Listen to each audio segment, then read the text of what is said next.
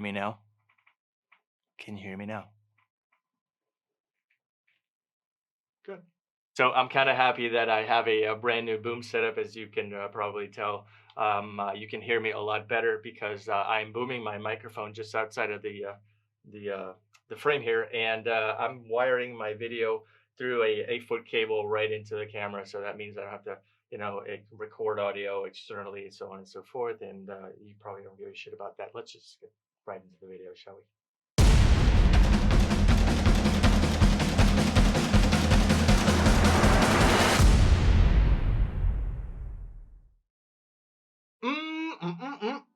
So good to be seen, and it's even better to see you. What's going on, guys? Welcome back to yet another video. Today is my old man's birthday. He's actually 61 years old, believe it or not. I happen to be 36, in case you want to go ahead and do the math. So if you're watching, Dad, I love you. Hope you have a wonderful day. I know we're in quarantine, but just try to make the most of it, will you? Love you, pal.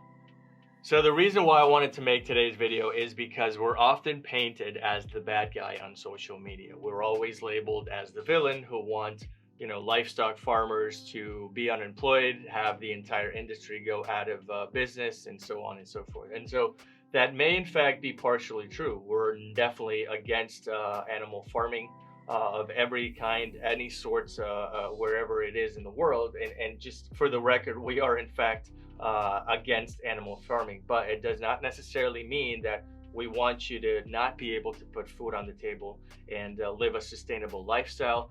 We don't want you to lose your job, and that's a falsehood.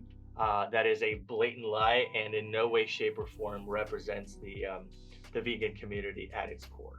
So I think it's safe to say that vegans are well known for being compassionate individuals, benevolent, and just want the best for both animals including, of course, humans. And so the last thing we want is for anyone to suffer on this earth, specifically our own kind. So when you guys paint us out to be the villain, I think it's not fair, because we never want anything bad happening to you. So let's go on the record and state that first. Now, the only thing that's actually keeping you from going from a livestock farming lifestyle to plant-based agriculture is probably a steep learning curve, in the sense that yes, there are some setbacks from going from animal farming to plant farming, but there's nothing that cannot be overcome with a little investing and a little education on your part. In other words, there's absolutely nothing on the face of the planet that is stopping you from being a animal farm agricultural business to a plant-based crop business. Is there going to be adversity? Yes. Is there going to be a learning curve in the process? Absolutely. Can it be overcome? Definitely. But it's up to you to come to terms with the fact that you are now inflicting less damage on the land, inflicting less damage to living, sentient, breathing animals that suffer in your slaughterhouses, and instead turn to a more demanded industry, which is probably going to yield a lot more money than agricultural farming when it comes to livestock. I want to take this quick opportunity to read a little excerpt from Faunalytics. Faunalytics actually empowers animal advocates with access to research, analysis, strategies, and messages that maximize their effectiveness to reduce animal suffering. The reason why I want you to read this is because there's actually more money to be made by producing plants instead of dead animals. And I want to read to you something really quickly. Plant-based agriculture generates around 1.5 trillion more pounds of quote-unquote product than animal agriculture, and it does so more efficiently. This is because plant-based agriculture uses 115 million acres less land, while animal agriculture generates about $35 billion more than plant agriculture.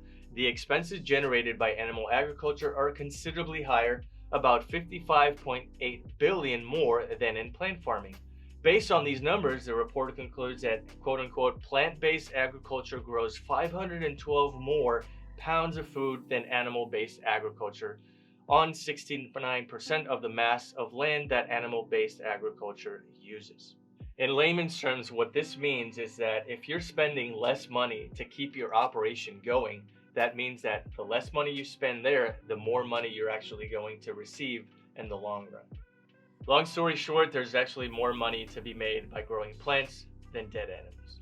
Why did I want to bring this to your attention? Well, that's because we have come to the conclusion that there's absolutely no need for anyone to die in order for you to lead a sustainable lifestyle, continue operating, and put food on the table for your friends and family.